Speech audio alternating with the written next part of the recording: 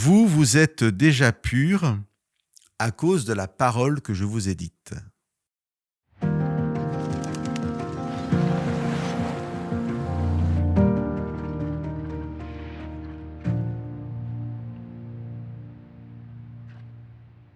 Lorsque Jésus prononce ces paroles aux 11 disciples restés avec lui, nous sommes quelques heures avant qu'ils n'abandonnent tous Jésus lors de son arrestation, et donc aussi quelques heures avant le reniement de Pierre. Jésus le sait très bien. Alors, comment peut-il dire à ceux qui vont l'abandonner et le renier, « Vous êtes déjà purs » ? Il est difficile de répondre à cette question si l'on comprend la pureté biblique comme l'absence de péché, l'absence de défaut. Mais si l'on entend que la pureté dont parle Jésus est à comprendre dans son sens premier, est pur celui qui est sans mélange, celui qui est entier, alors on peut entendre Jésus qui, par ses paroles, accueille la fidélité de ses disciples, leur sincérité, même si ses disciples auront encore besoin de nombreuses semaines et la venue de l'Esprit Saint pour être de véritables témoins fidèles.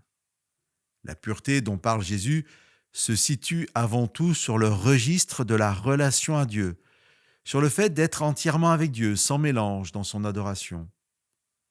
Déjà vous êtes purs à cause de la parole que je vous ai dite.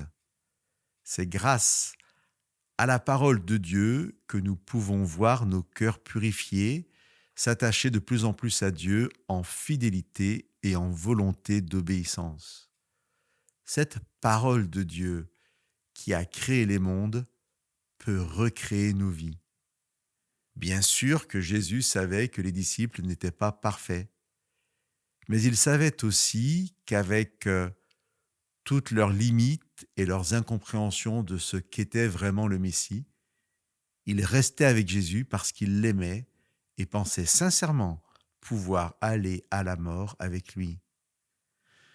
Pour nous, aujourd'hui encore, la question qui se pose n'est pas de savoir si nous sommes sans péché, mais si nous vivons honnêtement en cohérence avec ce que nous avons compris de la parole de Dieu et si nous laissons par l'Esprit Saint cette parole travailler nos consciences, édifier nos vies et transformer de nos cœurs ce qui doit l'être.